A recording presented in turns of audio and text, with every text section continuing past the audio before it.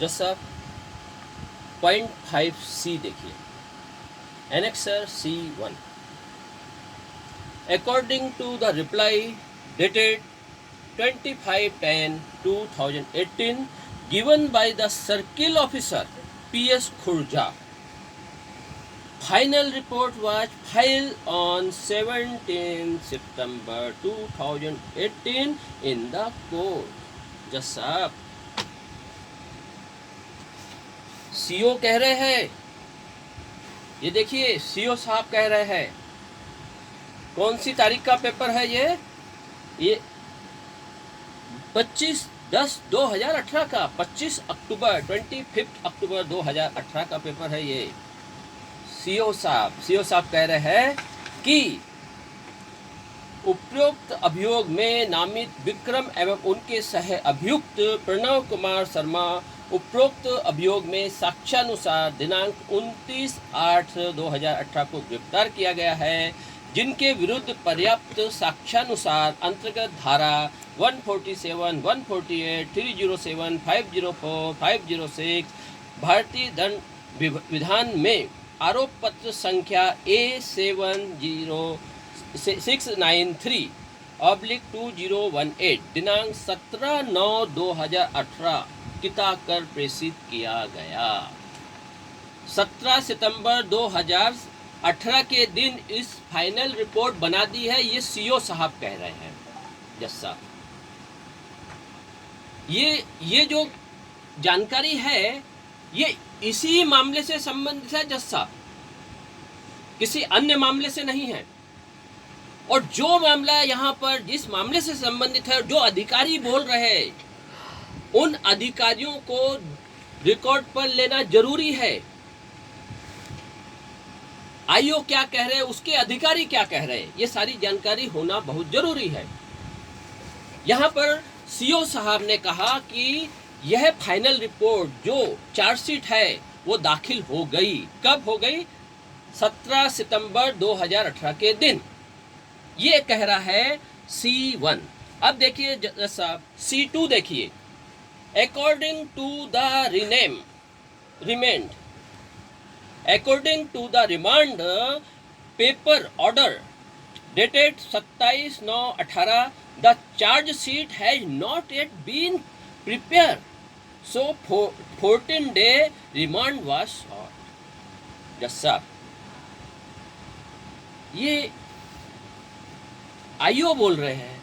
ये देखिए, ये अदालत के अंदर एक दस्तावेज दिया गया है आईओ के द्वारा, जिसके अंदर आईओ बोल रहे हैं अभी तैयार नहीं हुई है, हमारा चार्जशीट तैयार नहीं हुई है, हमें 14 दिन का समय दिया जाए। जज साहब, अदालत को गुमराह किया जा रहा है। जज साहब, अदालत के अंदर ऐसा पेपर लगाया जा रहा है। यही आईओ एक तरफ 17 सितंबर को चार्जशीट दाखिल कर देता है और दूसरी तरफ 10 दिन के बाद वो अदालत को गुमराह करते हुए बोलता है कि अभी हमारी चार्जशीट कंप्लीट नहीं हुई, हमें 14 दिन का समय और दिया जाए। क्या जज साहब, मजाक उड़ाया जा रहा है संविधान का, अदालत का मजाक उड़ा रहे हैं ये आईओ। क्या इनको अपनी कुर्सी पर बने रहने का हक है? जज साहब, क्या इसको अपनी कुर्सी पर बने रहने का हक है? क्या इस तरीके से अदालत का अपमान करने का हक है? ये अदालत जनता ने बनाई है और जनता के साथ इन लोगों को भी, जो जनता ने ही पदों पर बैठाया है,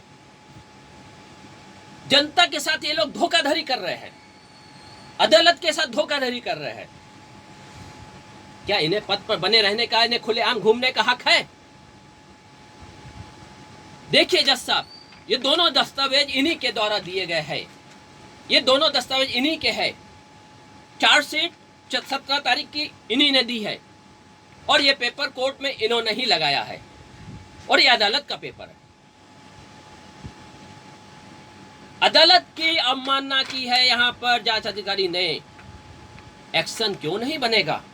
झूठ क्यों बोला जा रहा है? क्या झूठ बोलने का अधिकार दिया गया है और झूठ बोलकर किसी बेगुनाह को फंसाने का अधिकार दिया है? और अदालत के सामने आ गया है कि ये झूठ बोल रहा है ये अधिकारी, तो ऐसे अधिकारी को उस पोस्ट पर बने रहने का हक ही नहीं है। इसका भी मैं साइटेशन अभी थोड़ी देर में दूंगा आपको। पहले मैं ये एप्लीकेशन के बारे में पूरी जानकारी देता हूँ। आगे देखिए जज साहब,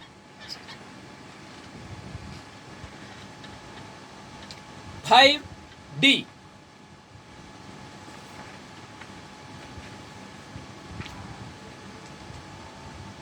Annexure D1. According statement given by respondent in the final report that 4-5 unidentified person are behind petitioner during incident. Unidentified person, ये स्टेटमेंट किसने दिया है? रिस्पोंडेंट नंबर 1 ने कहा है फाइनल रिपोर्ट में कि 4-5 आदि अनआइडेंटिफाइड पर्सन मौजूद है। अंतिम रिपोर्ट में इन्होंने प्रतिवादी द्वारा दिए गए बयान के अनुसार घटना के दौरान याचिकाकर्ता के पीछे 4-5 अज्ञात व्यक्ति मौजूद है। ये जानकारी एफआईआर में और इसमें दी है, चार्जशीट में भी लगी है। ये देखिए जैसा ये है, इसके अंदर ये देखिए लिखा है विक्रम शर्मा, प्रणव किशोर शर्मा व 4-5 अन्य लोग हमलावर थे। 4-5 अन्य हमलावर थे। अब प्रश्न ये पैदा होता है कि ये 4-5 अन्य हमलावर जिन्हें नहीं पहचानते थे, उसका एक डिजाइन की कौन कहाँ खड़ा है, कैसे कैसे स्थिति है, वो जानकारी सामने होनी चाहिए। इसलिए हमें इस नक्शे को भी देखना बहुत जरूरी है। ये है एनेक्सर 2, ये 2 नंबर है D2। D2 को देखिए जैसा, D2 में नक्शा देखिए आप। नक्शे में देखिए इनका मकान, ट्यूबवेल, सोलर और मोटरसाइकिल से कौन कहाँ खड़ा है, ये सारी जानकारी इस नक्शे में दिखाई दे रही है। यहाँ पर A जो है वो है फरियादी, B और C जो है ये विक्रम शर्मा और प्रणव जी है, और D के पैरा पर बताया गया है 4-5 अननोन पर्सन। जज साहब, इसके बैक साइड में कोई जगह नहीं है, ये यहाँ से ही गैप है, जहाँ पर जो गेट की तरफ जिस जगह ये खड़े हैं अखिलेश जो फरियादी, उसके सामने ही विक्रम शर्मा और प्रणव जी खड़े हैं। और रोशनी इन्होंने लिखा है मोटरसाइकिल की रोशनी में, तो मोटरसाइकिल की रोशनी में ये 2 लोग तो दिख रहे हैं, इन्होंने बोल दिया। तीसरे उन्होंने 4-5 अननोन लोग बोला है। कोई भी इसमें इस तरीके के नक्शे में कोई भी कंफ्यूज नहीं हो सकता, वो ये सोचे कि पीछे कोई नहीं है फिर भी वो 4-5 लोगों को बोल दे, तो ऐसा कंफ्यूजन इस नक्शे के हिसाब से असंभव है, नामुमकिन है। जज साहब, ये नामुमकिन है। अगर कोई भी एक्सपर्ट बता दे कि ये जिस हिसाब से ये नक्शा बना है उस हिसाब से कोई भी कंफ्यूज हो जाए कि हाँ पीछे 4-5 लोग हैं, इसमें कंफ्यूज नहीं होगा कोई इंसान। यानी अगर शिकायतकर्ता ने, अगर फरियादी ने, यदि रिस्पोंडेंट नंबर 1 ने ऐसा कहा है, इस नक्शे के हिसाब से कहा है, तो इसका मतलब रिस्पोंडेंट नंबर 1 सत्य बोल रहे हैं। अब ये सच बोल रहे हैं, अगर ये सच बोल रहे हैं तो फिर ये दूसरी चीज देखिए जज साहब। अब ये D2 में आइए। D2, respondent number 2 written in the final report that the vigilance gave a statement that there were only 2 people present on incident place। वो कह रहे हैं कि उस जगह पे जो गांव वाले बोलते हैं कि अंतिम रिपोर्ट में लिखा है इन्होंने, जांच अधिकारी ने, कि ग्रामीणों ने बयान दिया कि आकस्मिक स्थान पर केवल 2 लोग मौजूद थे।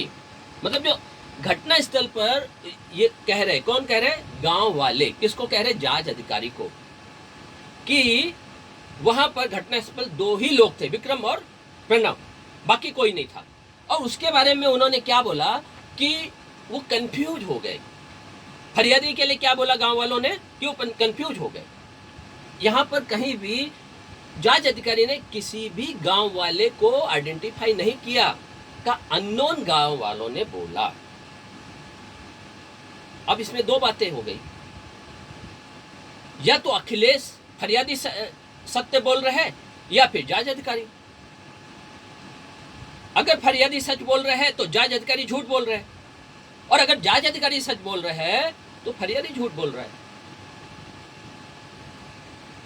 तो दोनों में से एक ही चीज सही हो सकती है, और ये बिल्कुल असंभव, नामुमकिन है कि जिस प्रकार का नक्शा फरियादी बता रहे हैं, रिस्पोंडेंट नंबर 1 बता रहे हैं कि इस कंडीशन में हमलावर खड़े थे और वो खड़े थे, तो उस स्थिति में ये नामुमकिन है कि फरियादी ने उन 4-5 लोगों को ना देखा हो।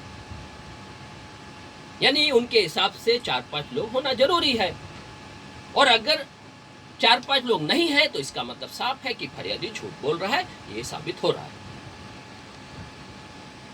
तो आईओ भी यहाँ पर, आईओ अगर झूठ बोल रहा है, जांच अधिकारी अगर झूठ बोल रहा है, तो इसका मतलब साफ है कि जांच अधिकारी ईमानदारी से काम नहीं कर रहा है। ये साबित हो गया, इससे साबित हो गया कि जांच अधिकारी ईमानदारी से काम कर नहीं रहा है। ये पॉइंट हम लोगों ने मेंशन किए हैं इसके अंदर, जो अपने एप्लीकेशन में दिए हैं कि the above evidence reveal the following fact according to the site plan 4-5 unknown accused are standing on the point. ये सब मेंशन किया है इसके अंदर, तो जिससे साबित हो गया कि या तो फरियादी झूठ बोल रहा है या जांच अधिकारी। अब जांच अधिकारी अगर झूठ बोल रहे हैं तो इसका साफ मतलब है कि जांच अधिकारी अपनी पोस्ट या उस पोजीशन पर रहने की स्थिति में नहीं है, और अगर फरियादी झूठ बोल रहा है तो पूरा मैटर ही खत्म हो जाता है, पूरा मामला भी खत्म हो जाता है। यानी फिर फरियादी के ऊपर एक्शन होना चाहिए।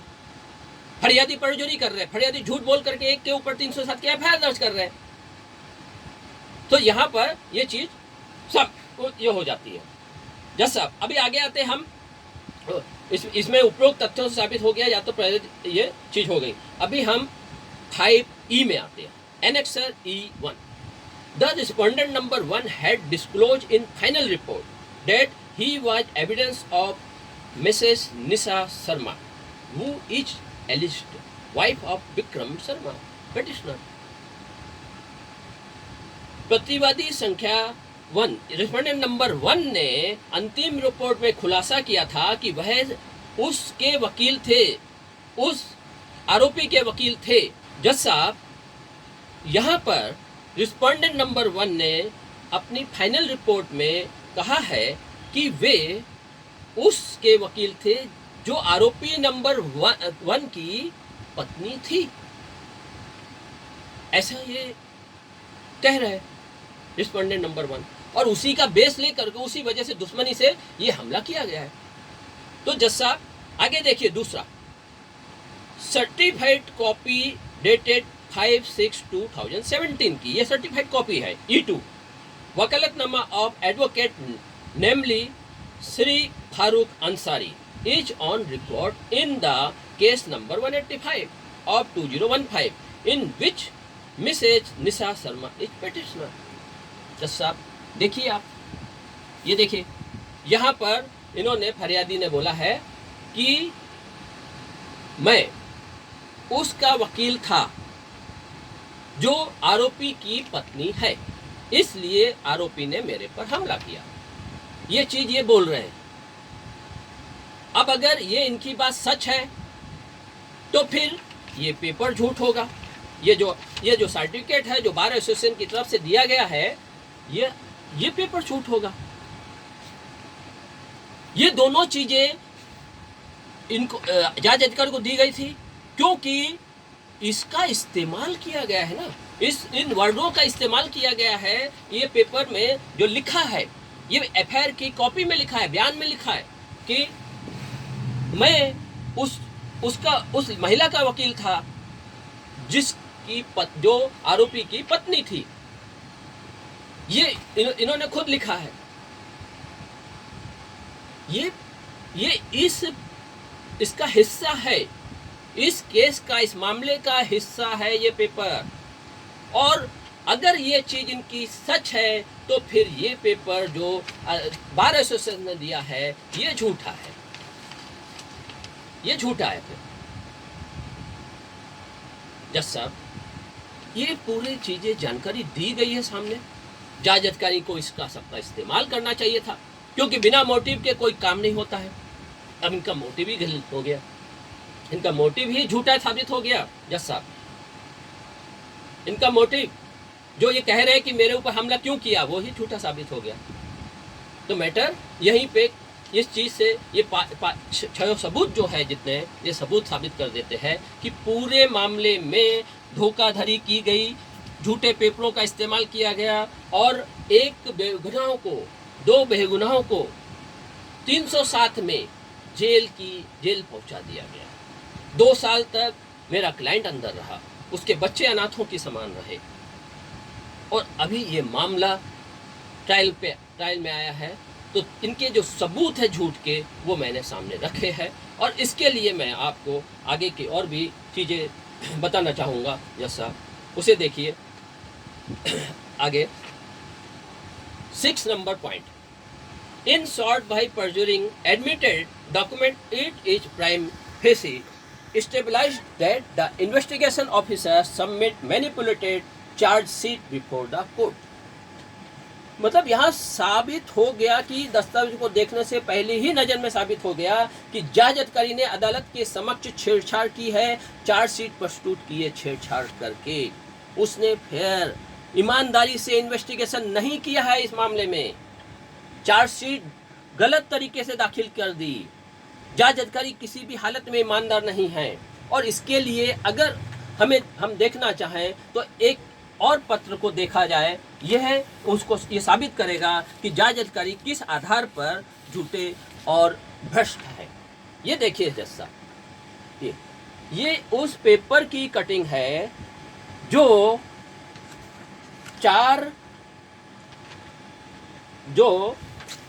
5 अक्टूबर 2018 के दिन हिंदुस्तान लाइव, इसके अंदर प्रिंट हुआ है। हिंदुस्तान लाइव में 5 अक्टूबर 2018 के दिन क्या है इसके अंदर, देखिए जज साहब, बुलंदशहर 5 दरोगा और 12 सिपाहियों पर चोरी का मुकदमा दर्ज। देखिए क्या किया इन लोगों ने। इस मामले में एसडीएम कोर्ट के आदेश पर कोतवाली पुलिस ने 5 दरोगा और 12 सिपाहियों के विरुद्ध डकैती की धाराओं में मुकदमा दर्ज किया है। 5 दरोगा और 12 सिपाहियों के खिलाफ डकैती की धाराओं में इन लोग क्या किया था। इन लोगों ने 8 सितंबर 2018 की दोपहर को 3:15 बजे खुर्जा नगर पुलिस के 5 दरोगाओं समेत करीब 20 पुलिसकर्मी उसके भतीजे मुस्किम के घर में घुस गए। किसके? एक मोहल्ला बुर्ज उस्मान निवासी साबिर थे, उनके घर में घुस गए। 20 पुलिसकर्मी, 5 दरोगा के साथ 20 पुलिसकर्मी। उन लोगों ने क्या किया, इनके घर में जाकर कब्रिस्तान के चंदे की 84,000 रुपए की रकम को कब्जे में ले लिया।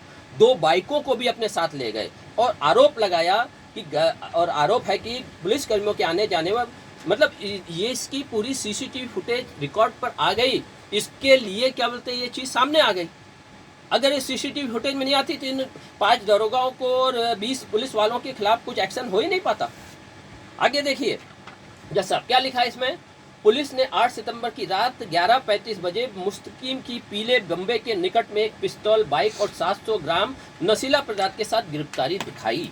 जज साहब देखिए, जज साहब ये एक कुछ झूठे मुकदमे कैसे करते हैं।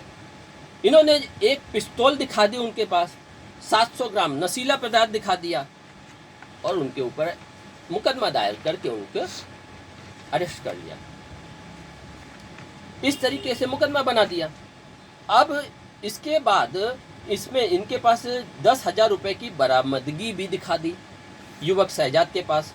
फिर इसकी जब एसडीएम में ये लगाई गई गुहार, एसडीएम के सामने, एसीजीएम कोर्ट के सामने गुहार लगाई गई, तो क्योंकि सीसीटीवी फुटेज में आ गया था साहब, इसलिए 5 दरोगा और 12 पुलिसकर्मियों पर मुकदमा दर्ज हुआ। अब इसमें सबसे बड़ी बात ये मेरे को इसलिए बोलनी पड़ रही है यहाँ पर, क्योंकि ये है उसी खुर्जा नगर थाने का मामला जिस थाने में हमारे मुवक्किल के ऊपर, क्लाइंट के ऊपर एफआईआर दर्ज है। उसी थाने का ये मामला है और उस थाने में ये जो 5 दरोगा में से एक दरोगा जबर सिंह भी है, जो इस मामले में जांच अधिकारी बना है। जज साहब, जो इस मामले में जांच अधिकारी बना है। सोचिए जज साहब, ये खेल इस जांच अधिकारी का है। तो इस जांच अधिकारी पर भरोसा करना चाहिए, इस जांच अधिकारी को तुरंत चेंज करना चाहिए था, एक अलग जांच रिपोर्ट बनानी चाहिए, दूसरे अधिकारी से इसकी इंक्वायरी करनी चाहिए, जिसके लिए ऑलरेडी हम लोगों ने कंप्लेंट दे चुकी थी। हम लोगों ने कह दिया था कि क्लाइंट की तरफ से कहा गया था कि स्वतंत्र एजेंसी से जांच कराई जाए, आईपीएस स्तर के अधिकारी के साथ के द्वारा जांच करवाई जाए, लेकिन नहीं किया गया। इसी एक आरोपी को जो अपराधी साबित हो रहा है, जो सीसीटीवी फुटेज में साफ साफ नजर आ गए, उसी को जांच दे दी गई। और ऐसे भ्रष्ट लोग, ऐसे लोग क्या जांच करेंगे ईमानदारी से? क्या इसको न्याय कर देंगे किसी को? क्या इंसाफ देंगे किसी को? और अदालत के सामने संज्ञान में ये सारी चीज आने के बावजूद अगर अदालत इसके ऊपर एक्शन नहीं लेती है तो इसको क्या कहा जाएगा? जैसा आगे देखिए, जैसा इस मामले में मैं आगे और कहना चाहूंगा और इसका मैं साइटेशन भी दूंगा कि ऐसे अधिकारी के खिलाफ जो गुनहगार दिखाई दे गया है उसको कभी भी जांच नहीं सौंपी जानी चाहिए, उसका कोई भी जिम्मेदारी वाला पद नहीं देना चाहिए। लेकिन फिर भी यहाँ पर जिम्मेदारी वाला पद इस अधिकारी को दिया गया है। जज साहब, आगे देखते हैं हम। तो यहाँ पर 6A को देखिए, it is proof from the above mention document annexed that investigation officer had not investigated the matter fairly and as per the criminal procedure code से 1973। मतलब इसने जांच अधिकारी ने निष्पक्ष जांच नहीं की, आपराधिक प्रक्रिया संहिता 1973 के अनुसार जांच नहीं की गई है। Next B point, by submitting false report knowing it to be false amount to offence of perjury. झूठी रिपोर्ट प्रस्तुत करके ये जानते हुए कि ये झूठी है, झूठी गवाही के अपराध की श्रेणी में आता है। जैसा इसमें सारे पेपर जितने भी डॉक्यूमेंट्स दिए गए हैं वो सब इसी एफआईआर से संबंधित है, इसी मुकदमे से संबंधित है, कहीं बाहर से कोई पेपर नहीं लिया गया है, ये इसी मुकदमे से संबंधित है और इन्हीं के लोगों के पेपर्स है। अतः इन्हें रिकॉर्ड पर लेकर और इनके आधार पर इन लोगों को ये सब दस्तावेजी प्रूफ है, इसके लिए किसी गवाह की जरूरत नहीं है। ये दस्तावेजी सबूतों को रिकॉर्ड पर लेकर उसके अनुसार एक्शन लेना चाहिए। सी पॉइंट देखिए, investigation officer and other police officer has committed offence of perjury in view of section 340 section 195 of the code. 7 नंबर देखिए, for proving the offence of perjury the applicant is relying upon a landmark case of Honorable Calcutta High Court in which the LD magistrate rejected the application under section 340 of the code and which was affirmed by LD session judge in appeal। देखिए जैसा झूठी गवाही के अपराध को साबित करने के लिए, यानी गवाह झूठे गवाह दे रहे हैं, आवेदक माननीय कलकत्ता उच्च न्यायालय के एक ऐतिहासिक फैसले मामले पर भरोसा कर रहा है जिसमें एलडी मजिस्ट्रेट ने यूएस के आवेदन को खारिज कर दिया था कोर्ट के 340 और जिसकी पुष्टि एलडी द्वारा की गई थी सत्र न्यायाधीश अपील में। हालांकि माननीय उच्च न्यायालय ने कहा कि मजिस्ट्रेट अदालत को आगे बढ़ना है। मामले की सूची यह थी कि जांच अधिकारी ने कहा कि आरोपी फरार है और इंटरपोल की मदद से उसे गिरफ्तार किया जा सकता है। हालांकि आरोपी उस संस्करण को चुनौती देते हैं जो दस्तावेज पेश करता है कि जांच अधिकारी और पुलिस रिपोर्ट का संस्करण झूठा है। इसलिए आरोपी ने यूएस के लिए आवेदन दायर किया। 340 RW संहिता के 195 माननीय कलकत्ता उच्च न्यायालय के संक्षिप्त तथ्य और आदेशानुसार निम्नानुसार संक्षिप्त हो सकते हैं। This is an application under section 401 read with section 482 of the Code of Criminal Procedure 1973 where this petitioner has assailed the order dated 18/12/2014 passed by the Lord।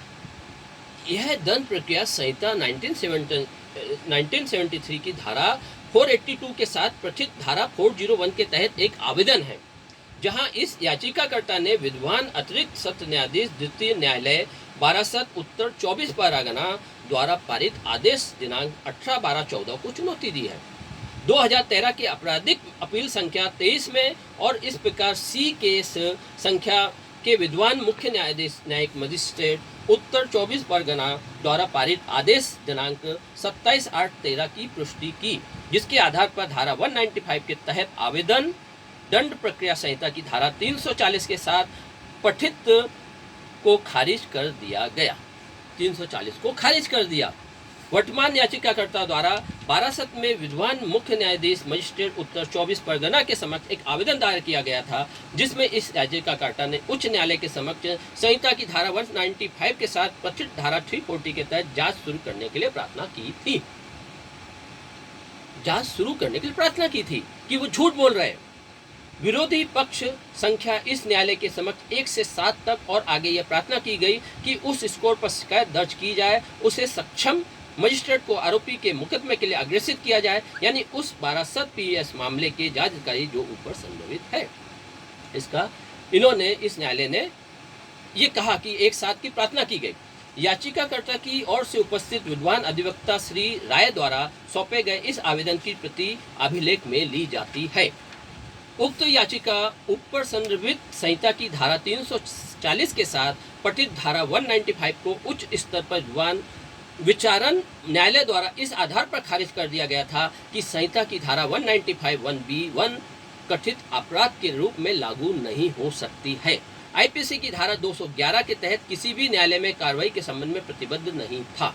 विद्वान विचारण न्यायालय ने आगे कहा कि ऐसा अपराध इसलिए नहीं किया गया क्योंकि कोई साक्ष्य नहीं लिया गया था और कोई दस्तावेज न्यायालय के समक्ष प्रस्तुत नहीं किया गया था। ऐसा विद्वान विचार ये कहा गया। एक अपील विद्वान सत्र न्यायाधीश बारासत के समक्ष प्रस्तुत की गई, जिसे 2013 की आपराधिक अपील संख्या 23 के रूप में पंजीकृत किया गया था और जिसका निपटारा विद्वान अतिरिक्त सत्र न्यायाधीश द्वितीय न्यायालय बारासत परगना द्वारा किया गया था 2014 और वह इस न्यायालय के समक्ष अपेक्षित आदेश है। विद्वान अपीलीय न्यायालय ने विद्वान विचारण न्यायालय के विचारों का समर्थन किया और अपील को खारिज कर दिया। विरोधी दल नंबर 1 से 7 तक इस पुनरीक्षण आवेदन का विरोध कर रहे थे। इस प्रकार इस पुनरीक्षण आवेदन में इस न्यायालय द्वारा तय किया जाने वाला प्रश्न इस प्रकार होगा, क्या संहिता की धारा 173 के तहत प्रस्तुत रिपोर्ट को एक दस्तावेज या साक्ष्य के रूप में माना जा सकता है? क्या ऐसी स्थिति में संहिता की धारा 195 के तहत कार्रवाई की जा सकती है? क्या भारतीय साक्ष्य अधिनियम की धारा 3 के मद्देनजर संहिता की धारा 173 के तहत इस रिपोर्ट को दस्तावेजी साक्ष्य माना जा सकता है? तथा क्या संहिता की धारा 173 के तहत कार्यवाही प्रस्तुत करने को संहिता की धारा 195(1)(b) के मद्देनजर न्यायिक कार्रवाई या कार्रवाई से पहले प्रस्तुत किया गया माना जा सकता है? जज साहब आगे देखिए, बिफोर आई प्रोसेस फर्दर, न्यायिक कार्रवाई में कोई भी कार्रवाई शामिल, इससे पहले कि मैं आगे बढ़ूं, मैं धारा 195 के शीर्षक को उद्धृत करना चाहता हूं, जिसमें संहिता के खंड 1(b)(1) और भारतीय साक्ष्य की धारा 3 में परिभाषित साक्ष्य शब्द शामिल है। इसको पहले शुरू में आवेदन के शुरू में भी मैंने बोला था। 2(i) न्यायिक कार्रवाई में कोई भी कार्रवाई शामिल है जिसके दौरान साक्ष्य कानूनी रूप से शपथ पर लिया जाता है या लिया जा सकता है। जैसा क्या लिखा है 2(i) न्यायिक कार्रवाई में कोई भी कार्रवाई शामिल है। कोई भी कार्रवाई न्याय के लिए है, अगर न्याय के लिए कोई भी कार्रवाई अगर है तो उसे साक्ष्य के रूप में कानूनी रूप में शपथ पत्र पर लिया जा सकता है, लिया जाता है, ये किया जाना चाहिए, शामिल है। 195 लोक सेवकों के वैध प्राधिकार की अवमानना के लिए अभियोजन लोक न्याय के विरुद्ध अपराधों के लिए और साक्ष्य में दिए गए दस्तावेजों से संबंधित अपराधों के लिए है। जस्सा 1(b)(1) भारतीय दंड संहिता न्यायालय 1860 का 45 की निम्नलिखित में से किसी भी धारा के तहत दंडनीय किसी भी अपराध का अर्थात धारा 193 से 196 दोनों समावेशी 199, 200, 205 और 211 और 228 जब ऐसा अपराध किसी न्यायालय में, किसी कार्रवाई में या उसके संबंध में किए जाने का आरोप है या है। जज साहब आगे देखिए, सबूत नंबर 1, साक्ष्य का अर्थ है और इसमें शामिल है सभी बयान जो अदालत जांच के तहत तथ्यों के मामलों के संबंध में गवाहों द्वारा उसके सामने दिए जाने की अनुमति देती है या देने की आवश्यकता होती है, ऐसे बयानों को मौखिक साक्ष्य कहा जाता है। जज साहब वो जो जिसमें मौखिक साक्ष्य मतलब जब आप कुछ रखते हैं कोर्ट के सामने किसी के खिलाफ, तो उसकी वेरिफिकेशन के लिए उनका मौखिक बयान लिया जाता है। यहाँ पर सामने रख दिए गए लेकिन पूरी चीजें नहीं रखी गई। तो न्यायालय के निरीक्षण के लिए पेश किए गए इलेक्ट्रॉनिक रिकॉर्ड सहित सभी दस्तावेज, ऐसे दस्तावेज को दस्तावेजी साक्ष्य कहा जाता है, जिसमें इलेक्ट्रॉनिक दस्तावेज भी होते हैं, मोबाइल लोकेशन, कॉल डिटेल वगैरह। तो यहाँ पर मोबाइल लोकेशन वगैरह भी नहीं रखी गई। मोबाइल लोकेशन अगर उस दिन की ली जाती तो वो भी अलग पता चलती। तो ये सब चीज़ यहाँ नहीं हुई। चर्चा की संक्षिप्तता के लिए बिंदु संख्या 1, 2 और 3 पर चर्चा करने से पहले मैं बिंदु संख्या 4 पर चर्चा करना चाहता हूँ।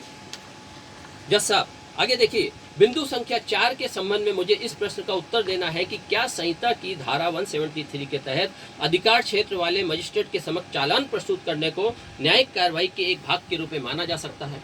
यहाँ इस न्यायालय के समक्ष वर्तमान मामले में इस विरोधी पक्षकार संख्या 7 ने संहिता की धारा 173 के तहत बारासत में मुख्य न्यायिक मजिस्ट्रेट उत्तर 24 परगना के समक्ष चालान प्रस्तुत किया, जिसमें उन्होंने एक विवादित टिप्पणी की, जिसके बारे में मैं पहले ही कह चुका हूं। इस बिंदु पर यह न्यायालय मध्य प्रदेश उच्च न्यायालय की एकल पीठ के निर्णय पर भरोसा कर सकता है, जैसा कि 1993 में क्री LJ 495 में रिपोर्ट में कहा गया था, जिसमें एकल न्यायाधीश ने न्यायिक कार्रवाई अभिव्यक्ति की व्याख्या खंड 1 में परिभाषित की थी। आपराधिक प्रक्रिया संहिता की धारा 2 के निर्णय का प्रासंगिक भाग नीचे उद्धृत किया गया है। अभी जैसा पैरा नंबर 8 इसमें देखिए, परिभाषा यह है कि न्यायिक कार्रवाई में कोई भी कार्रवाई शामिल होती है। न्याय के उसमें कोई भी कार्रवाई यानी न्याय मिलना चाहिए, इंसाफ मिलना चाहिए, उसमें कोई भी कार्रवाई आप शामिल कर सकते हो, जिसके दौरान साक्ष्य कानूनी रूप से शपथ ली जाती है, जिसमें हम कानूनी रूप से शपथ लेते हैं। तो यहाँ जितने भी कागजात हैं वो कानूनी रूप से शपथ लेकर है और इसी मामले से संबंधित है। जितने भी कागजात A1 से लेकर 6E3 तक, ये सारे कागजात शपथ लेकर शामिल किए गए हैं और इसी मुकदमे से संबंधित है, बाहर के नहीं है। जज साहब यह स्पष्ट है कि यह आवश्यक नहीं है कि संबंधित न्यायाधीश या मजिस्ट्रेट वास्तव में साक्ष्य दर्ज कर रहे हो। न्यायिक कार्रवाई की राशि के लिए आदेश वास्तव में साक्ष्य रिकॉर्ड करने का अवसर वास्तव में उत्पन्न नहीं हो सकता है, फिर भी कार्रवाई न्यायिक कार्रवाई के लिए हो सकती है। परीक्षण यह है कि क्या उन कार्रवाई के दौरान साक्ष्य कानूनी रूप से शपथ पर लिया जा सकता है या नहीं। मेरे में चालान पेश करना न्यायिक कार्रवाई में पहला कदम है, जिसमें बाद में शपथ पर साक्ष्य करने का अवसर उत्पन्न हो सकता है। चालान प्राप्त करने पर मजिस्ट्रेट को न्यायिक रूप से लेना होगा कि उस पर अपराध का संज्ञान लेना है या नहीं। कानून कोई विशेष निर्धारित नहीं करता है चालान प्रस्तुत करने का तरीका, अर्थात यह कि इसे किसी विशेष पुलिस अधिकारी द्वारा प्रस्तुत किया जाना चाहिए। मेरे विचार में जब चालान विद्वान सिविल न्यायाधीश के समक्ष प्रस्तुत किया जा रहा था, तो जो उस समय न्यायिक मजिस्ट्रेट के रूप में कार्य कर रहा था, न्यायिक कार्रवाई में पहला कदम हो रहा था और इसलिए न्यायाधीश न्यायिक कार्रवाई में बैठे थे। इस प्रकार विद्वान अधिवक्ता द्वारा उठाए गए दूसरे बिंदु में कोई बल नहीं है। जज साहब इस प्रकार इस बिंदु संख्या 4 का उत्तर सकारात्मक में दिया गया है और मैं कहता हूं कि संहिता की धारा 173 के तहत प्रस्तुत रिपोर्ट धारा 2(1) और धारा 175(1)(b) के अर्थ के भीतर न्यायिक कार्रवाई में पूरी तरह से प्रस्तुत की गई थी।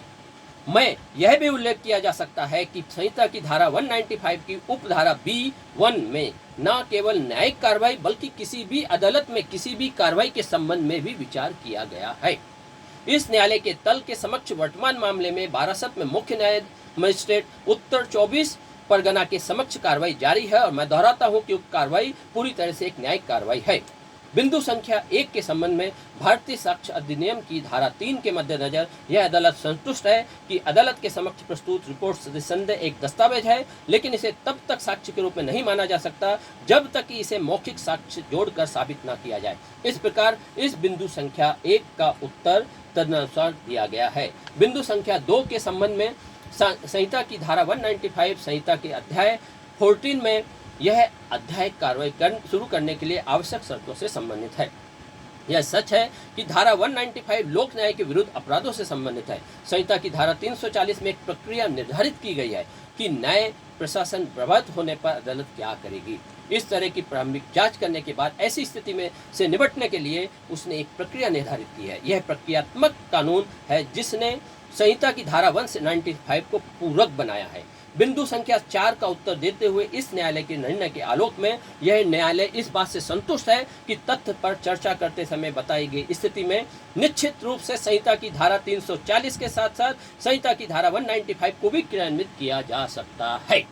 तो जज साहब ये साबित करता है कि यहाँ पर 340 195 के तहत यहाँ पर दर्ज की जानी चाहिए और यहाँ लागू होती है। आगे देखिए जज साहब, ट्रायल कोर्ट प्रारंभिक जांच करने के बाद तय करेगा कि श्री राय द्वारा बताए गए और इस फैसले के पेज नंबर 2 में मेरे द्वारा विधिवत उल्लेख किए गए विपरीत पक्ष संख्या 7 द्वारा प्रस्तुत रिपोर्ट में विवरण तथ्यों पर आधारित है या नहीं और क्या कोई आपराधिक मुकदमा चलाया जा सकता है। इस प्रकार इस बिंदु संख्या 2 का उत्तर तदनुसार दिया गया है।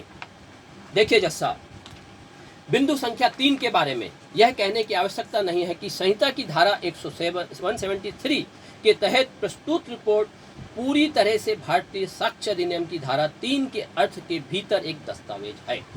इस प्रकार यह न्यायालय विद्वान विचारण न्यायालय और प्रथम अपीलीय न्यायालय के साथ एक नहीं है। जब तक कार्रवाई में साक्ष्य दर्ज नहीं किया जाता है तब तक संहिता की धारा 195 और 340 का कोई आवेदन नहीं हो सकता है। तथापि विद्वान विचारण न्यायालय यह आंकलन करने के लिए स्वतंत्र होगा कि क्या परिच्छेद में दोहराता हूं, आरोपी अरिजीत सरकार को छोड़कर दोनों मामलों के उपयुक्त सभी अभियुक्तों ने एलडी में आत्मसमर्पण किया था।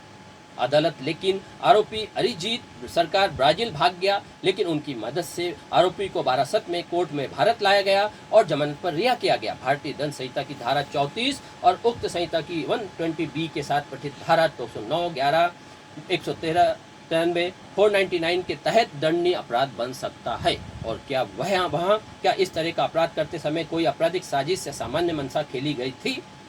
जज साहब, इस प्रकार इतने लंबे समय तक चर्चा के मद्देनजर दिनांक 27/8/2013 की आपराधिक अपील संख्या 23 में बारासत में विद्वान अतिरिक्त सत्र न्यायाधीश द्वितीय न्यायालय उत्तर 24 परगना द्वारा पारित आदेश को एतद द्वारा पारित आदेश के साथ अपष्ट किया जाता है।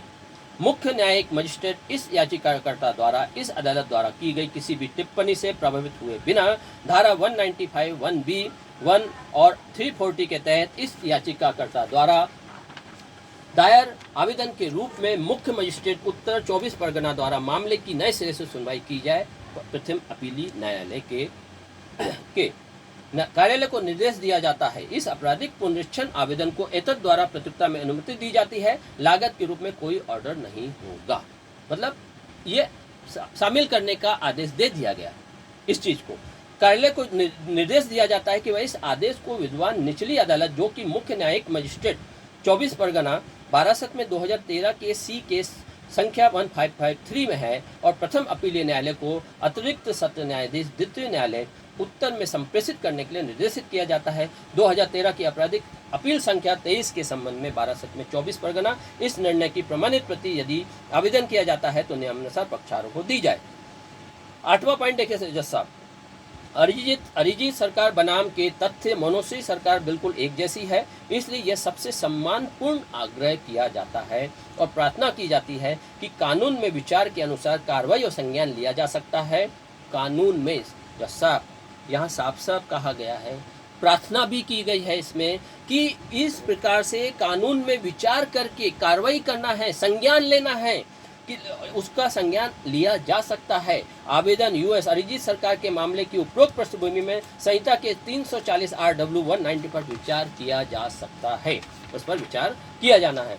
उपरोक्त तरीके से एफआईआर अभी 9वां पॉइंट है, the in the aforesaid manner the FIR and chargesheet submitted in case number 426/2017 prima facie so falsehood by police officer by जांच अधिकारी।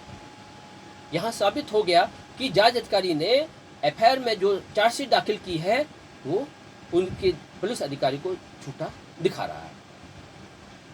10वां पॉइंट देखिए, if may be noted that created false document and using the same in the court of law also amount to offence of forgery and using forged document it also amounts to cheating and other offence including under section 211 of IPC. यहाँ यह ध्यान दिया जाए जज साहब कि झूठे दस्तावेज बनाना और कानून की अदालत में उनका उपयोग करना भी जालसाजी के अपराध और जाली दस्तावेजों का उपयोग करना है। जैसा झूठे दस्तावेज बनाना और कानून की अदालत में उनका उपयोग करना भी जालसाजी है कि अपराध और जाली दस्तावेज का उपयोग करना है। यह आईपीसी की धारा 211 सहित धोखाधड़ी और अन्य अपराधों के लिए भी है। जज साहब यहाँ पर डिस्चार्ज रिपोर्ट एक गलत रिपोर्ट बनी है। जज साहब यहाँ पर आपकी अदालत में अदालत का अवमानना करते हुए, अदालत को गुमराह करते हुए जांच अधिकारी कहते हैं कि अभी हमारी अंतिम रिपोर्ट बनी नहीं है, 14 दिन का समय और दिया जाए। मतलब जिस दिन इनकी अंतिम रिपोर्ट बन गई है 17 सितंबर, उसके भी 24 दिन के बाद वो उस चार्जशीट को वहां दाखिल करना चाहते हैं। सब बताइए क्या है ये जाली पेपर, फर्जी पेपर, ये सब झूठ, ये सब इस चीज़ का इस्तेमाल अगर यहाँ नहीं किया जाएगा, एक अधिकारी साफ एक जांच अधिकारी झूठा साबित हो रहा है तो फिर और क्या चाहिए। कानून को संज्ञान देने के लिए खुद ये साइटेशन में कहा गया है ऑलरेडी। अभी आगे देखिए, इसलिए hence the aforesaid conduct amount to perjury in view of the settled law and also in view of catena of judgment including Ajit Sarkar judgment they they have also committed contempt of court by filing per se false document in court in view of the catena of judgment of Honorable Supreme Court।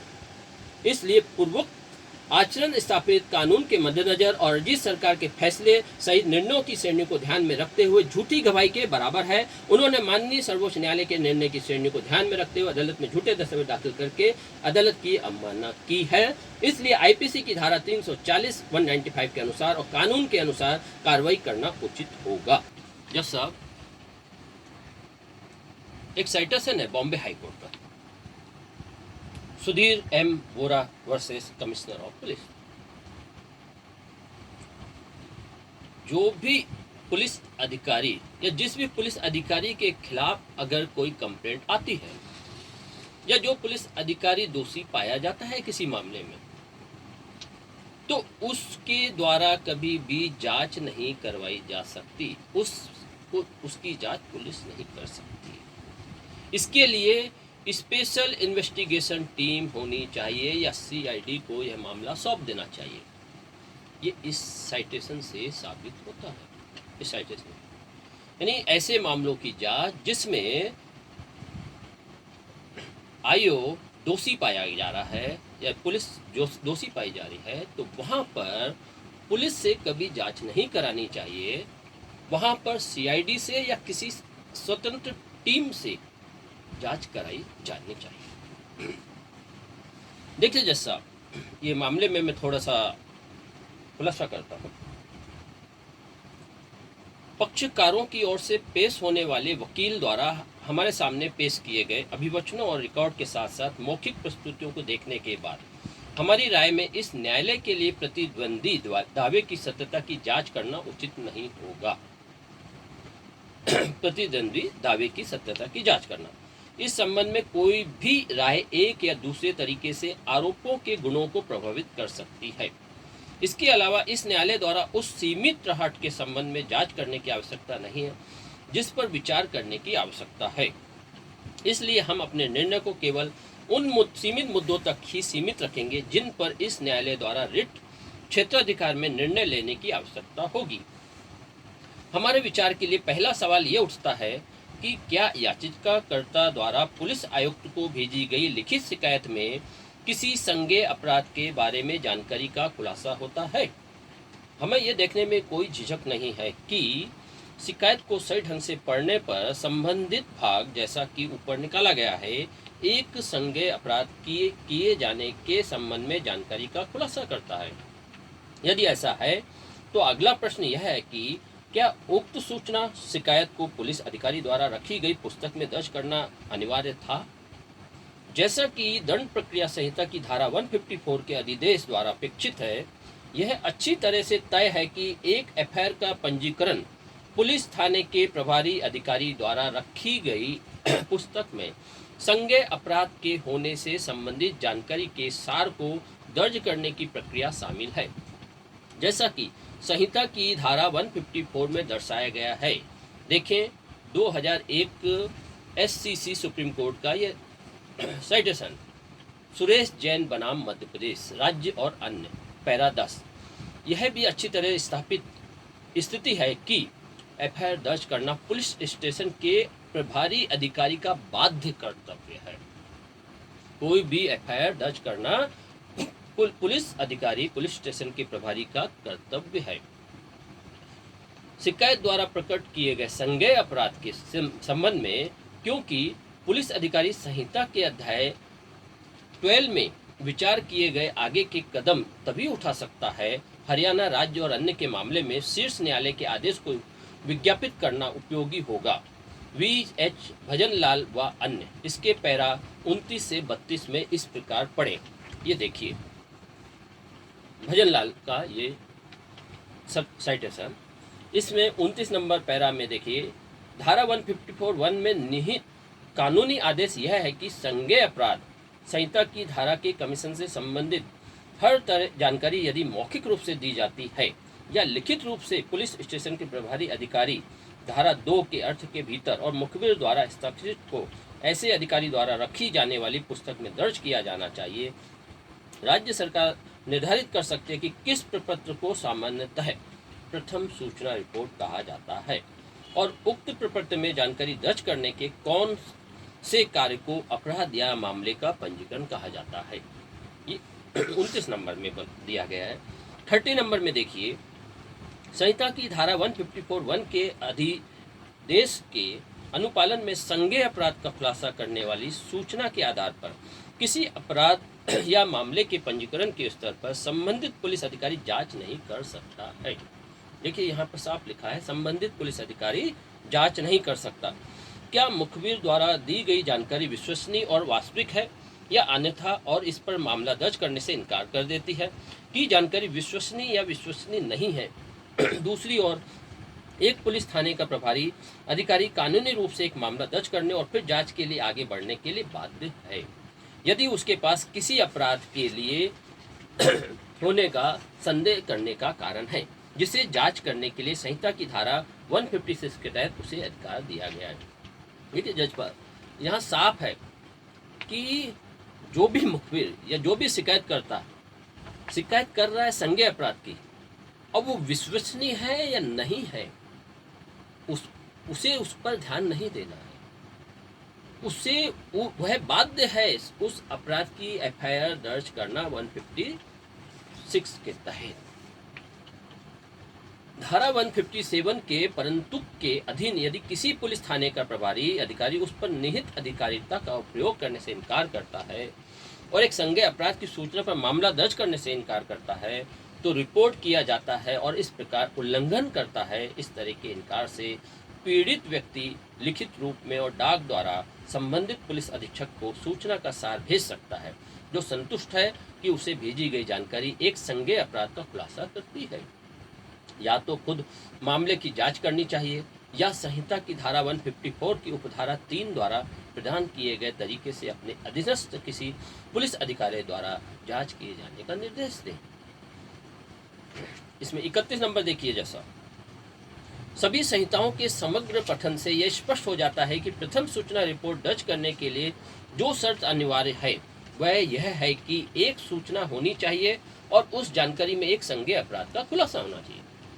मतलब एक FIR दर्ज करने के लिए आपको एक सूचना मिलनी चाहिए और वो संज्ञेय अपराध के रूप में होनी चाहिए। तो आपकी थाना प्रभारी की जिम्मेदारी है उस पर एफआईआर दर्ज करें।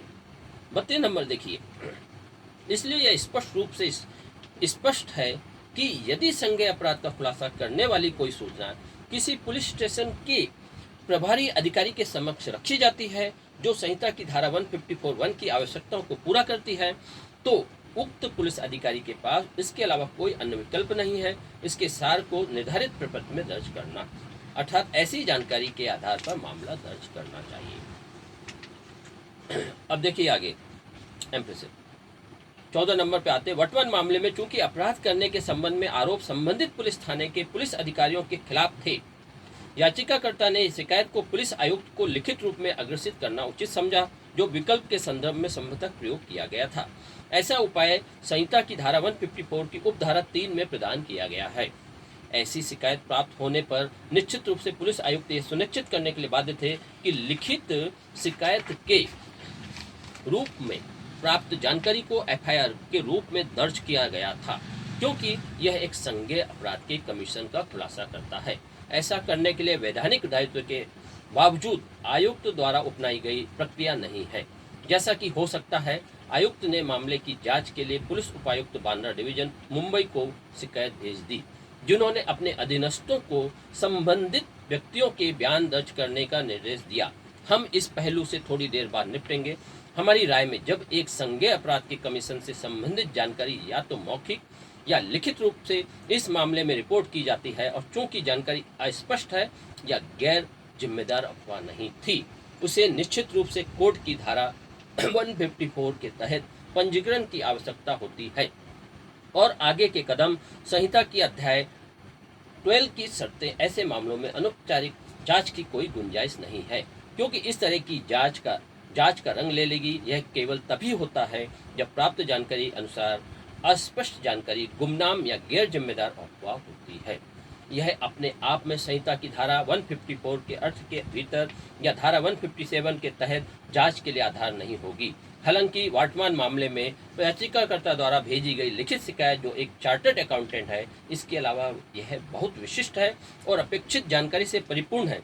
तदनुसार ऐसी परिस्थितियों में इसे संहिता की धारा 154 के अनुसार संज्ञेय अपराध के कमीशन से संबंधित जानकारी की रिकॉर्डिंग के लिए रखी गई पुस्तक में कम किया जाना चाहिए था।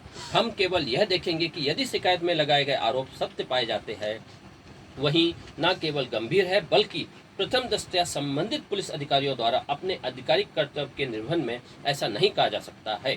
अन्य बातों के साथ साथ आरोप यह है कि पुलिस अधिकारियों ने के ए राशि जाहिर है, यह पुलिस अधिकारी का कर्तव्य नहीं है कि वह अपने कार्यालय के वजन का उपयोग करके राशि की वसूली को सुगम बनाए या वसूली एजेंट के रूप में कार्य करे। 15 नंबर है, हमारी राय में केवल एफआईआर दर्ज करने में विफलता नहीं है याचिकाकर्ता द्वारा भेजी गई शिकायत के संबंध में, लेकिन जो दिलचस्प है वह यह है कि कुछ जांच का निर्देश दिया जाता है जो केवल एक जांच का तमाशा बनकर रह जाता है। हम ऐसा इसलिए कहते हैं क्योंकि अभिलेख से यह प्रतीत होता है कि याचिकाकर्ता से दिनांक 22/11/2000 की शिकायत प्राप्त होने पर पुलिस आयुक्त ने मामले को पुलिस उपायुक्त बांद्रा डिवीजन मुंबई के पास भेज दिया। बात अलग होती अगर पुलिस उपायुक्त बांद्रा डिवीजन जांच का कारण बनते, लेकिन बदले में उन्होंने मामले को सहायक पुलिस आयुक्त बांद्रा डिवीजन मुंबई को भेज दिया।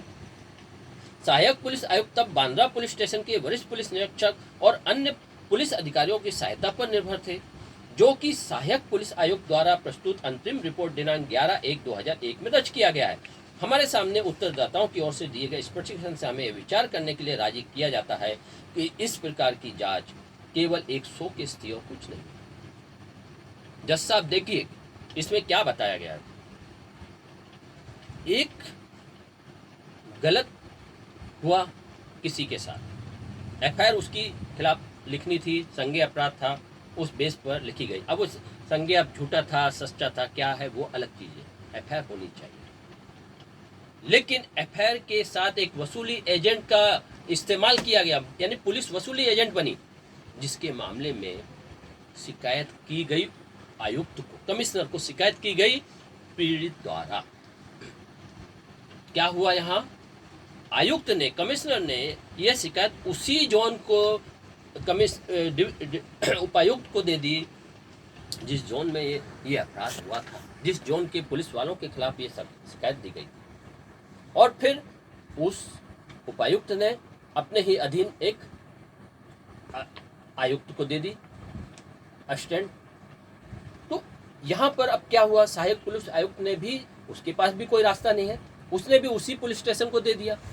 परिणाम क्या हुआ, आप जिस चोर के खिलाफ शिकायत कर रहे हैं वही चोर जब इन्वेस्टिगेशन करेगा तो ये मजाक नहीं बन जाएगा अदालत का, तो क्या बन जाएगा। यहां वही हुआ।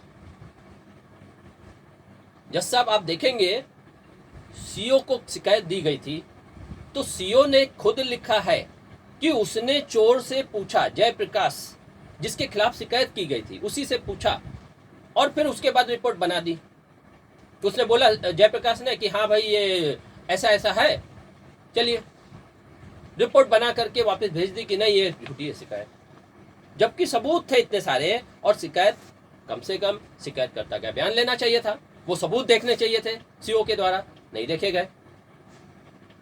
यहां पर पूरा मामले को दूसरे उस इधर ट्रांसफर करना चाहिए था, कुछ भी नहीं किया गया।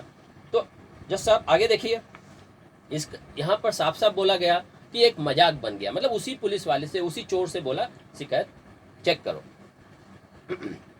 उसी थाने के द्वारा किया गया। अंतिम रिपोर्ट में दर्ज किए गए संबंधित व्यक्तियों के बयानों का सार स्पष्ट रूप से दिखाएगा कि याचिकाकर्ता द्वारा पुलिस आयुक्त को भेजी गई शिकायत में आरोपों के बारे में मुख्य फोकस को खत्म कर दिया गया है और इसके बजाय राय अपराध की खोज है। याचिकाकर्ता के खिलाफ दर्ज किया गया है कि उसने प्रतिवादी नंबर 2 के खिलाफ गलत उद्देश्य से झूठा और शरारती आरोप लगाया है। मतलब प्रतिवादी नंबर 2 के खिलाफ गलत ढंग से लगाया है, याचिकाकर्ता के खिलाफ दर्ज किया गया। मतलब हाँ, ये कहा जा रहा है अब कम से कम सुनिश्चित करना चाहिए कि जांच एक स्वतंत्र एजेंसी और जिम्मेदार अधिकारी द्वारा। अगर देखिए जज साहब, यहाँ पर जो रिट डाली गई है, ये रिट उन पुलिस अधिकारियों के खिलाफ डाली गई जिन्होंने पीड़ित के साथ गलत व्यवहार किया, पीड़ित को हथकड़ी पहना के घुमाया, पीड़ित को वहां पर प्रताड़ित किया थाने के अंदर, पीड़ित से जबरदस्ती चेक साइन करवा के लिए गए, ये सारा खेल हुआ। और उस मामले में कंप्लेंट दी गई, उस कंप्लेंट की वजह से जब क्या कहते शिकायत कमिश्नर को दी गई तो उसी थाने से, उसी से वो मामले की जांच करवाई गई। अब उसी से मामले की जांच करवाई गई तो इसने फिर कुछ नतीजा आया नहीं, मजाक बन गया इसका, तो इसने रिट दाखिल की। पीड़ित ने रिट दाखिल की तो सामने वाला पुलिस अधिकारी क्या कहता है, वो पेटिशनर को ही दोषी करार देता है। जरूरत नहीं थी, अगर एक स्वतंत्र एजेंसी से या सीआईडी से दूसरी जगह से जांच की जाती तो इस अधिकारी के ऊपर आरोप लगाने की जरूरत ही नहीं पड़ती। रिस्पोंडेंट को, अपने पेटिशनर को, उसको वहां जाना ही नहीं पड़ता कोर्ट में, रिट दाखिल ही नहीं करनी पड़ती। लेकिन रिट दाखिल की क्यों? क्योंकि इन लोगों ने स्वतंत्र एजेंसी से जांच नहीं कराई, इसकी वजह से ये आरोप लगा और ये दोनों एक दूसरे के ऊपर आरोप लगा रहे हैं। स्पष्ट करते हैं कि हम संहिता की धारा 154 के तहत अपराध दर्ज करने और संहिता के अध्याय 12 के तहत आगे की कार्रवाई के बजाय मामले की जांच के निर्देश देने वाले पुलिस आयुक्त की कार्रवाई का समर्थन नहीं कर रहे हैं। यह देखने के लिए पर्याप्त है कि गई जांच में कोई कानूनी प्रभावकारिता नहीं है, ताकि याचिकाकर्ता द्वारा लिखित रूप में की गई शिकायत की अनदेखी की जा सके, जो एक संज्ञेय अपराध के कमीशन का खुलासा करती है। पूर्वगामी चर्चा को ध्यान में रखते हुए हमें प्रतिवादी क्रमांक 1 पुलिस आयुक्त को निर्देश देने में कोई संकोच नहीं है कि धारा के अनुसार अपराध दर्ज करने के उद्देश्य से अनुरक्षित उपयुक्त पुस्तक में याचिकाकर्ता द्वारा दिनांक 22/11/2000 को भेजी गई लिखित शिकायत को क्रमबद्ध किया जाए। संहिता के 154 और DCS CID जैसी एक स्वतंत्र एजेंसी द्वारा उक्त शिकायत की जांच करने के लिए इस तथ्य को ध्यान में रखते हुए कि पुलिस अधिकारियों के खिलाफ कमीशन या चूक के कृत्यों को संज्ञेय अपराध बनाने के गंभीर आरोप लगाए गए हैं। जज साहब, इस मामले में साफ साफ अदालत ने, हाई कोर्ट ने कहा है कि यह मामला अगर CID या इनको दिया जाता तो यह आरोप जो पुलिस अधिकारियों के ऊपर आरोप लगे हैं वो आरोप नहीं लगते। जांच पूरी होने के बाद मामले को कानून के अनुसार तार्किक अंत देखकर तक ले जाया जाना चाहिए और इस संबंध में उचित न्यायालय के समक्ष रिपोर्ट दायर की जानी चाहिए थी। 16वां पॉइंट है जज साहब इसमें, इस याचिका में अगला प्रश्न यह है कि क्या इस न्यायालय द्वारा दिए गए मौखिक निर्देश के बावजूद और किसी भी दर पर क्या पुलिस के लिए याचिकाकर्ता को 14 जनवरी 2001 को गिरफ्तार करना उचित था? प्रतिवादियों द्वारा दायर हलफनामे में दिए गए आश्वासन के विपरीत और खासकर जब मामला उच्च न्यायालय के समक्ष विचाराधीन था, इस संदर्भ में यह उल्लेख करने की आवश्यकता है कि याचिकाकर्ता के वकील ने जोर देकर कहा कि जब 4 दिसंबर को रिट याचिका को इस न्यायालय के समक्ष सूचीबद्ध किया गया था तो प्रार्थना खंड सी के संदर्भ में अंतरिम राहत विशेष रूप से दबाया गया था। मतलब अंतरिम राहत दी गई थी, लेकिन जैसा कि विद्वान एपीपी के कहने पर मामले को स्थगित किया गया। न्यायालय ने मौखिक रूप से कहा कि प्रतिवादी मामले को आगे नहीं बढ़ाएंगे। हालांकि प्रतिवादियों के वकील का कहना है कि अदालत ने ऐसा कोई मौखिक अवलोकन नहीं किया। उनके अनुसार यदि न्यायालय द्वारा मौखिक अवलोकन भी किया जाता है तो भी उनके द्वारा लिखित रूप में उत्तरदाताओं को सूचित किया गया होगा, लेकिन इस स्थिति का समर्थन करने के लिए कोई सामग्री नहीं है। हमारे लिए इस विवाद में प्रवेश करना आवश्यक नहीं है, लेकिन हमारे विचार में 14 जनवरी 2001 को याचिकाकर्ता की गिरफ्तारी के लिए प्रतिवादियों की कार्रवाई को बिल्कुल भी नहीं माना जा सकता है, क्योंकि इस न्यायालय का प्रतिनिधित्व प्रतिवादियों द्वारा प्रपत्र में किया गया था। इस न्यायालय के समक्ष दायर हलफनामे में कहा गया है कि याचिकाकर्ता के खिलाफ आगे की कार्रवाई तभी की जाएगी जब के द्वारा नई शिकायत दर्ज की जाएगी। मतलब साफ साफ जज साहब इसमें कहा गया था कि उस याचिकाकर्ता जिसके ऊपर एफआईआर दर्ज करी गई है उसकी गिरफ्तारी तभी करेंगे जब एक नई एफआईआर उसके खिलाफ होगी, नहीं तो नहीं किया जाना है। अभी देखिए जज साहब, शिकायत के कारण राशिद या कोई अंतिम रिपोर्ट, लेकिन मूल शिकायत के आधार पर जो कहा गया है याचिकाकर्ता द्वारा दायर शिकायत के साथ पूछताछ की गई थी और के द्वारा दायर शिकायत के संबंध में उसके याचिकाकर्ता के खिलाफ पर्याप्त सामग्री पाए जाने पर याचिकाकर्ता को गिरफ्तार करने के लिए अधिकारी द्वारा जारी निर्देश। अंतरिम रिपोर्ट में राशिद, इसके अलावा जब के द्वारा दायर मूल शिकायत के संबंध में याचिकाकर्ता की गिरफ्तारी के संबंध में प्रश्न राशिद सहयोग से रिट याचिका में प्रचाराधीन था, जो इस न्यायालय के समक्ष लंबित थी और मामले को प्रतिवादी के कहने पर स्थगित कर दिया गया। हमारी राय में 14 जनवरी 2001 को याचिकाकर्ता की गिरफ्तारी का कोई ठोस औचित्य नहीं हो सकता है। हमारी राय में प्रतिवादियों द्वारा दिया गया स्पष्टीकरण अस्वीकार्य है और स्पष्ट रूप से एक विचार के बाद है। इस प्रकार समझा हम मानते हैं कि याचिकाकर्ता की गिरफ्तारी की कोई कार्रवाई अनुचित है। दरअसल याचिकाकर्ता के साथ हुए अन्याय को मजिस्ट्रेट द्वारा 16 जनवरी 2001 को जारी किए गए रिहाई आदेश के कारण बचाया गया था, जब याचिकाकर्ता को उसके सामने रिमांड के लिए पेश किया गया था। हालांकि हम गिरफ्तारी के बाद याचिकाकर्ता को मजिस्ट्रेट के सामने पेश किए जाने तक हथकड़ी लगाने के आरोप में प्रवेश नहीं कर रहे हैं। अभिलेख से ऐसा प्रतीत होता है कि याचिकाकर्ता द्वारा मजिस्ट्रेट के समक्ष हथकड़ी लगाने का मुद्दा उठाया गया है। उन कार्रवाई में उस पहलू पर विचार किया जा सकता है और हम उस पर कोई राय व्यक्त नहीं करते हैं, यहाँ तक कि मजिस्ट्रेट के समक्ष पेश किए जाने तक हिरासत में रहने के दौरान याचिकाकर्ता के साथ दुर्व्यवहार या दुर्व्यवहार की शिकायत के संबंध में, यहाँ तक कि उस मुद्दे पर मजिस्ट्रेट के समक्ष कार्रवाई में या याचिकाकर्ता द्वारा दायर की गई ऐसी अन्य उपयुक्त कार्रवाई में विचार करना होगा। हम यह भी स्पष्ट करते हैं कि याचिकाकर्ता द्वारा पुलिस अधिकारियों के खिलाफ लगाए गए अन्य गंभीर आरोपों में से एक यह है कि जब याचिकाकर्ता को गिरफ्तार किया गया था तो उसे इस रिट याचिका को वापस लेने या परिणाम भुगतने की धमकी दी गई थी। जैसा ये चीज मुख्य है। यदि यह आरोप सिद्ध हो जाता है तो निश्चित रूप से यह एक गंभीर मामला होगा और अपने आप में न्यायालय की अवमानना होगी। याचिकाकर्ता विशिष्ट विवरण देकर उस संबंध में उचित उपाय का सहारा ले सकता है। यदि ऐसा सलाह दी जाती है, यदि ऐसी कार्रवाई की जाती है तो इसकी जांच की जा सकती है और कानून के अनुसार निर्णय लिया जा सकता है। 17 नंबर है, विदाई करते समय हम देख सकते हैं कि यद्यपि संबंधित पुलिस अधिकारी को नाम से प्रतिवादी के रूप में रिट याचिका में फंसाया गया है और उसके खिलाफ आरोप उसके लिए व्यक्तिगत है, फिर भी लोक अभियोजक ने बचाव करना उचित समझा। जैसा देखिए यहाँ पर साफ साफ कहा गया है कि रिस्पॉन्ड नंबर 2 पुलिस अधिकारी जो इसमें संबंधित है उसके नाम के साथ रिट याचिका डाली गई है, उसके नाम के साथ, और ऐसी स्थिति में वो व्यक्तिगत मामला है उसका, तो यहाँ पर लोक अभियोजक ने उसका बचाव करना उचित नहीं है, वो गलत है। प्रतिवादी क्रमांक 2, ऐसी स्थिति में हमारे विचार में लोक अभियोजक को उस अधिकारी का बचाव नहीं करना चाहिए जिसके खिलाफ कमीशन या चूक के कृत्यों के आरोप लगाए गए हैं। देखें साइटेशन 1986 का क्रिमिनल LJ 1022 कन्नम कन्नपन बनाम अब्बास। जज साहब देखिए 18 नंबर है, उपरोक्त कारणों से हम इस रिट याचिका को उपरोक्त शर्तों से अनुमति देते हैं। याचिकाकर्ताओं को हमारे द्वारा खुले रखे गए मुद्दों पर उचित उपाय करने की स्वतंत्रता है जैसा कि कानून द्वारा अनुमत है। यदि ऐसा है तो सलाह दी जाती है। यदि याचिकाकर्ता द्वारा आगे कोई कार्रवाई की जाती है तो उसका निर्णय यहाँ की गई किसी भी टिप्पणी से प्रभावित हुए बिना कानून के अनुसार किया जाएगा। इस संबंध में सभी प्रश्नों को खुला छोड़ दिया गया है।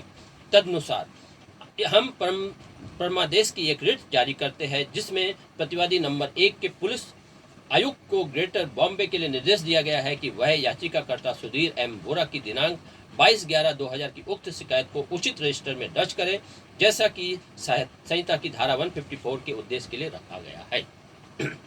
आपराधिक प्रक्रिया के यदि ऐसे रजिस्टर का रखरखाव नहीं किया जाता है तो धारा 154 के तहत आवश्यक रजिस्टर खोलकर उक्त शिकायत दर्ज कराएं। हम आगे उसे निर्देश देते हैं कि वह कानून के आवश्यक प्रावधानों के अनुसार मामले की जांच कराएं जैसा कि हमारे ऊपर देखा गया है। इसके अलावा यदि जांच के दौरान अपराध किया जाता है तो उस संदर्भ में एक रिपोर्ट CRPC 1973 की धारा 173 के प्रावधानों के अनुसार मजिस्ट्रेट के उपयुक्त न्यायालय को प्रस्तुत की जानी चाहिए। यदि कोई अपराध प्रकट नहीं होता है तो एक उपयुक्त सारांश मांगा जाना चाहिए संबंधित मजिस्ट्रेट से। उपरोक्त शर्तों पर नियम को पूर्ण बनाया। जज साहब